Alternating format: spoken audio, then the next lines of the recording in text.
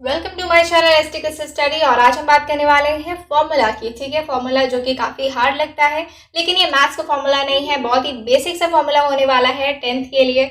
तो ऑब्वियसली आपको ज़्यादा डरने की ज़रूरत नहीं है। करंट और जो हमारा रिफ्लेक्टिंग एंड रिफ्रैक्टिंग वाला जो चैप्टर है, ठीक है, refraction and reflection of light, उन दोनों के जो फॉर्मूला है उन दोनों को हमने समराइज करके लिख लिया है, एक चार्ट बना लिया है। लेकिन उससे पहले आपको थोड़ा सा समझना होगा हमारे लाइट चैप्टर के बारे में, जिसका बेसिक टर्म्स क्या है। जैसे कि स्फेरिकल मिरर ले लो। स्फेरिकल मिरर है क्या? ठीक है, a spherical mirror is a mirror of which reflecting surface is nothing but a part of a hollow sphere of glass। अब कुछ ऐसा लगा कि क्या बोल दिया, कुछ समझ नहीं आया, कोई बात नहीं, हम आपको समझाने के लिए हैं।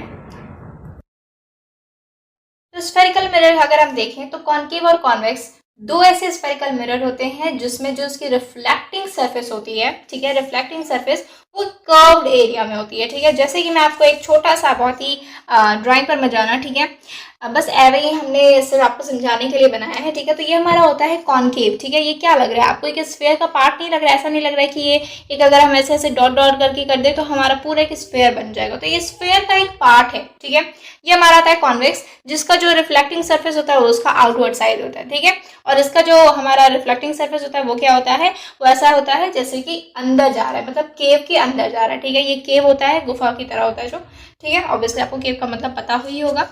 तो आपको समझ में आ गया स्फेरिकल मिरर क्या होता है।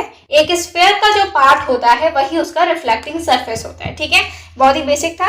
लाइट की अगर हम बात कर लेते हैं, ठीक है, लाइट की अगर हम बात कर ले, अच्छा आपको पता होगा लाइट के बारे में डिस्कवर किसने किया था? आई नो ये आपके चैप्टर से रिलेटेड नहीं होगा, लेकिन ऑब्वियसली आपको थोड़ा बहुत तो पता होना चाहिए, थोड़ा एक्स्ट्रा नॉलेज रखा करो। ठीक है, तो बेंजामिन फ्रैंकलिन करके एक हमारे ब्रिटिश के केमिस्ट थे। ठीक है, उन्होंने बताया था फर्स्ट टाइम लाइट के बारे में। ठीक है, तो अगर आपसे कोई पूछता है लाइट के बारे में किसने बताया था सबसे पहले, तो वो है हमारे बेंजामिन फ्रैंकलिन। ठीक है, तो लाइट क्या होती है? अगर आपसे कोई पूछे तो लाइट क्या होती है, आपको पता होगा कि लाइट हमारी एक ऐसी मीडियम होती है जिसके थ्रू हम किसी भी ऑब्जेक्ट पर वो जब पड़ती है, ठीक है, तो हम क्या करते हैं, हम देख पाते हैं किसी भी चीज़ को। ठीक है, तो लाइट ही होती है जो हमारी हेल्प करती है ऑब्जेक्ट और हमारे बीच का जो डिस्टेंस होता है, जो देखने का जो दूरी होता है वो कवर करवाने में हमारी मदद कौन करता है? लाइट करता है।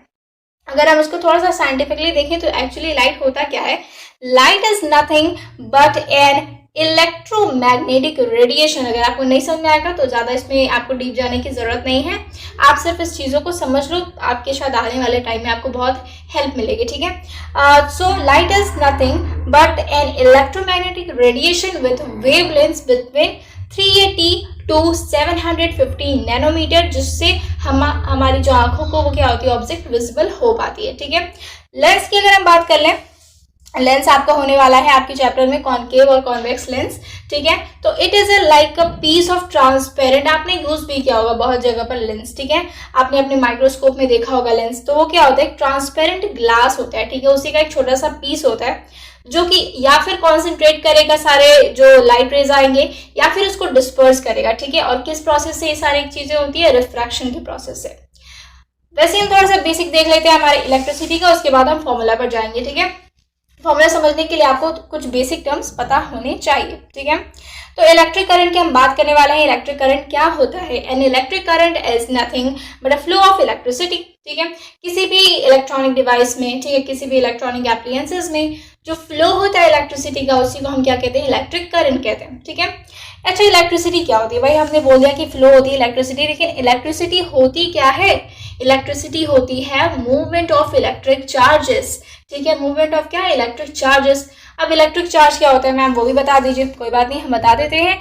Electric charge is nothing but a physical property. आपने पढ़ा होगा, बहुत ही छोटे क्लास में बताया जाता है कि वुड जो होता है वो कंडक्ट नहीं कराता है इलेक्ट्रिसिटी, वहीं जो मेटल्स होता है वो कंडक्ट कराता है इलेक्ट्रिसिटी।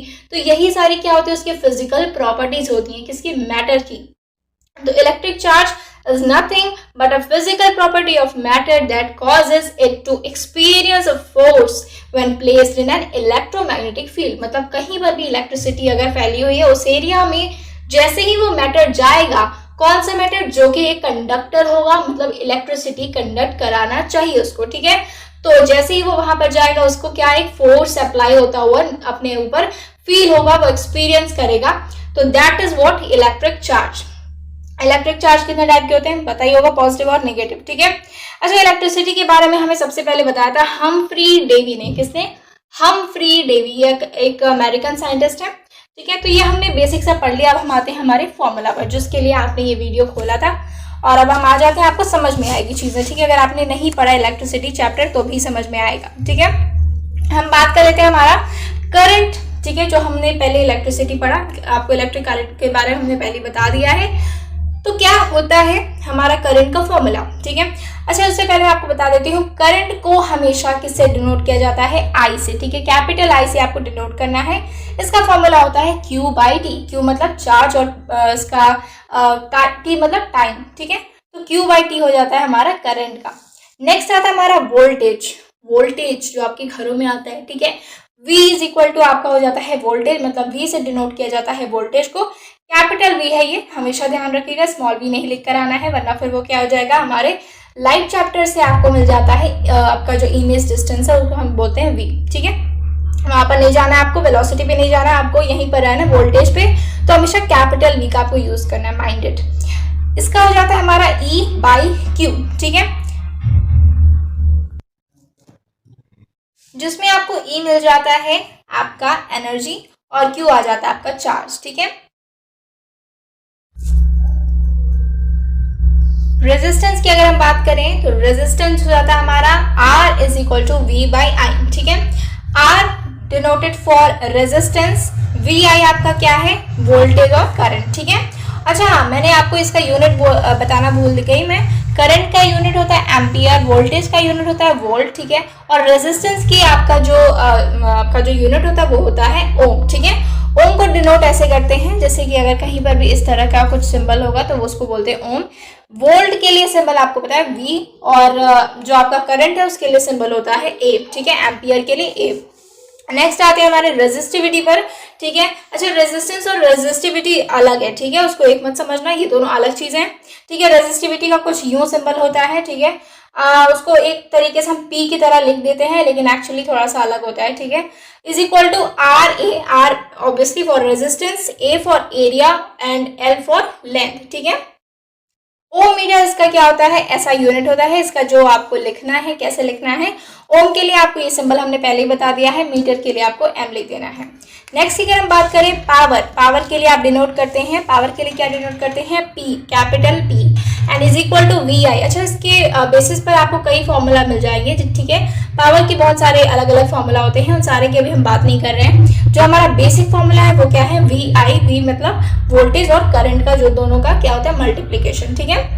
आपको मिल जाता है, इसका जो ऐसा यूनिट होता है वो होता है वॉट, ठीक है। आपको इसको डिनोट करना है W से। मिरर फॉर्मूला पे अगर हम आ जाए तो मिरर फॉर्मूला हमारा लाइट चैप्टर से है, ठीक है। मिरर फॉर्मूला क्या है? 1 by F is equal to V to the power -1 plus U to the power -1, ठीक है। नहीं समझ आया कोई बात नहीं, हम आपको बताते हैं। यहाँ पर आपको मिल जाता है 1 by F is equal to 1 by V plus 1 by U, ठीक है। -1 की पावर लगती है, आपको पता है वो 1 अपॉन हो जाता है वो, ठीक है। मैग्निफिकेशन एक और आपका फॉर्मूला है यहाँ पर। मैग्निफिकेशन की अगर हम बात करें तो आपका उसको फॉर्मूला मिल जाता है M is equal to -V by U, ठीक है। या फिर मिल जाता है आपको height of image by height of object. Lens formula की अगर हम बात करें 1 by F is equal to आपको मिल जाता है, सेम फॉर्मूला है मिरर की तरह, बस यहाँ पर आपको प्लस की जगह माइनस लगा देना है, ठीक है। V to the power -1 minus U to the power -1 is equal to 1 by F is equal to 1 by V minus 1 by U। अच्छा ठीक है, V और U यहाँ पर क्या है तो मैं आपको बता दूं, V है यहाँ पर आपका इमेज डिस्टेंस और U है आपका ऑब्जेक्ट का डिस्टेंस, ठीक है। तो जो ऑब्जेक्ट आपका रखा रहेगा उसके कंपैरिजन में जो इमेज यहाँ पर आपका आएगा उसी हिसाब से हमने V और U को डिफाइन किया, ठीक है। तो ये था फॉर्मूला, बहुत ही ज्यादा आपको टाइम नहीं देना पड़ा, ठीक है। मैंने सोचा कि आपको थोड़ी बड़े जो टर्म्स वगैरह हैं वो भी आपको बता दूं। तो बेसिकली आपको फॉर्मूला वगैरह हो गया है कंप्लीट, दो चैप्टर का था। और बेसिकली अगर हम देखें पूरे फिजिक्स में आपको इसी 2 चैप्टर में सबसे ज्यादा न्यूमेरिकल्स है और फॉर्मूलाज भी इसी 2 चैप्टर में, ठीक है।